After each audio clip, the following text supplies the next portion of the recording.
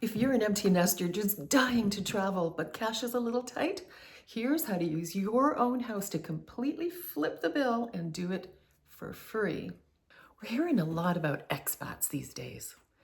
And if you're like me, this is enticing, but it's something that has to be unfolded a little bit more to see if it's something you'd be interested in.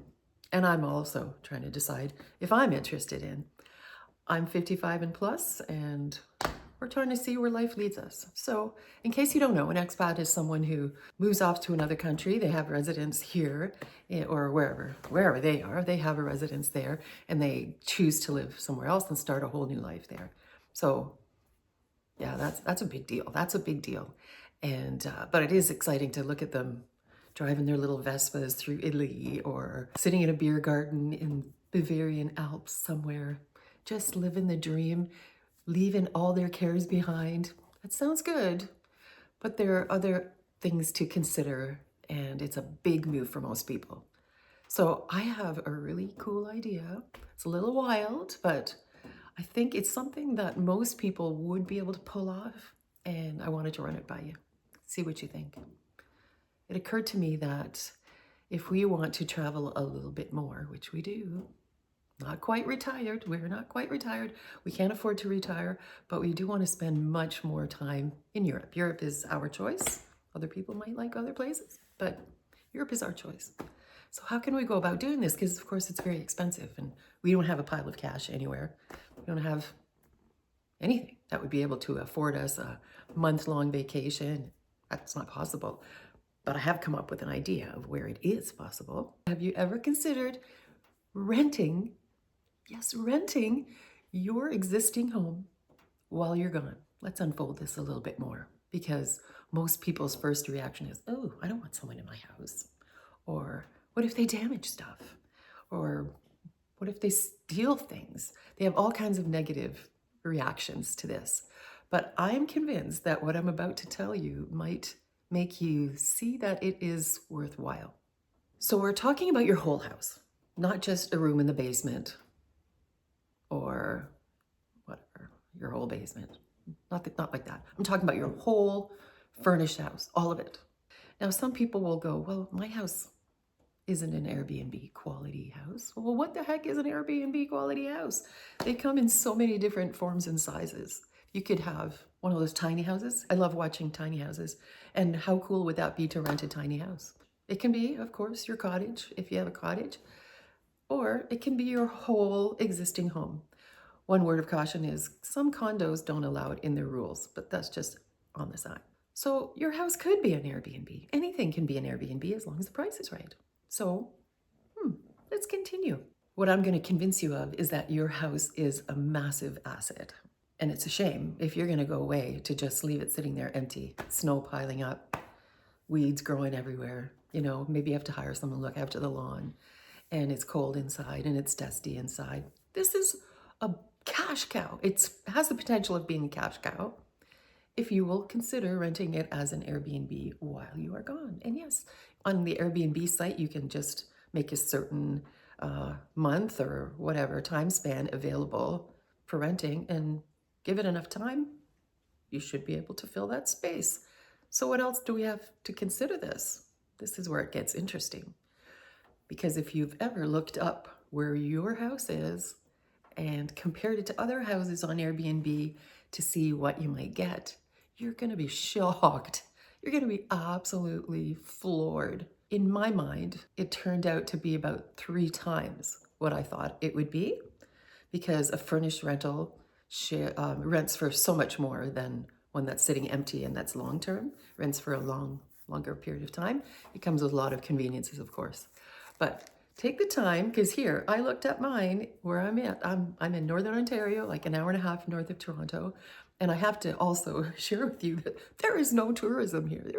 There's a lake and stuff, but this is not a touristy area. So people might say, why on earth do you think you can rent out an Airbnb there? But I've done it before, and I'll share that with you on a different video. But I've done it before in a town that had a dirt road, no street lights.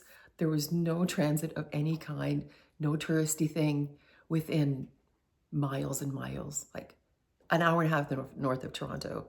But we did have ski resorts, and there were horse shows, so people came up for that. Or people would stay, they had a family member in the hospital or something and they wanted to be nearby for a while. And I had a man who was on a secondment for 2 months with a company in a nearby town, and he stayed with me for 2 months. So there's all kinds of reasons that people might use an Airbnb in a really, really strange town that you might think has no draw whatsoever. So I looked up mine to think, oh, surely it can't be that much money. What? I was absolutely blown away. And it became super clear, super fast that it would cover our entire vacation. Depending, of course, on what kind of quality you travel at. If you're like 5-star and business class traveler, well, it'll cover your flight. But if you're like me, we usually go to Germany, France, Italy, something like that. And these are the most expensive countries in the world. And we stay up for an average of about $200 a night.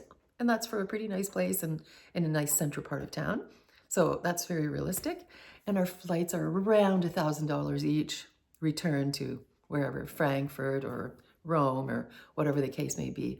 So on average, a month there would be in the $8,000 range.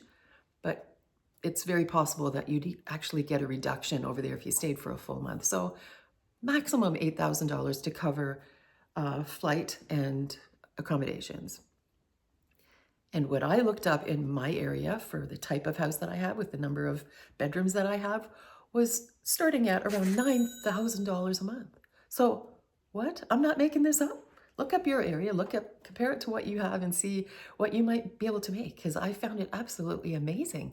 I thought, well, wait, so if we could just get our house running smoothly, we could do this more often, or do it longer, do it shorter.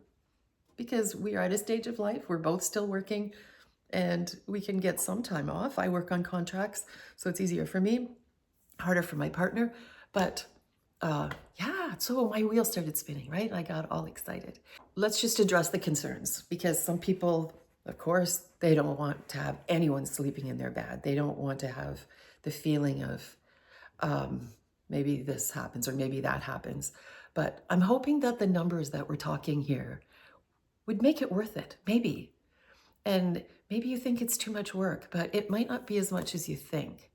And it occurred to me, if somebody would put 10 plastic bins in front of me and say, hey, I'll give you $9,000 if you put all your personal possessions in these bins, I don't think there's any of us who would say, oh, no, thanks, we'll pass.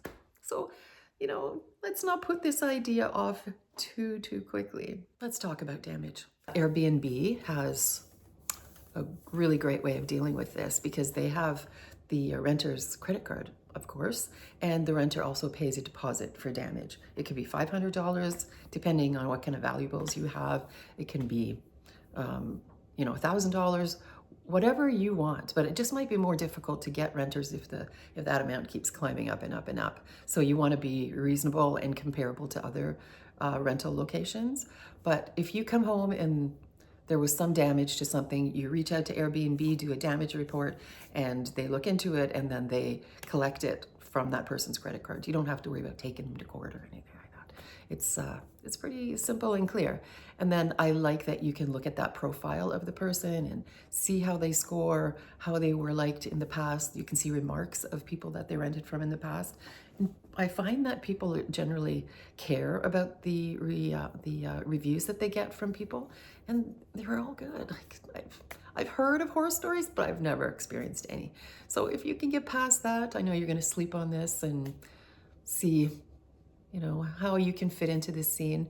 I have my next video talks about all the ways you can get your house ready for Airbnb, because you might be looking around going, well, how would this work and how would that work? Well, I'll tell you. I'll give you a whole list attached to my video, and I will share with you what worked for me, what didn't work for me, what you should buy, what you shouldn't bother buying, what you might want to focus on to make it a 5-star reservation in the end. That's the goal, at least it is for me, to make money.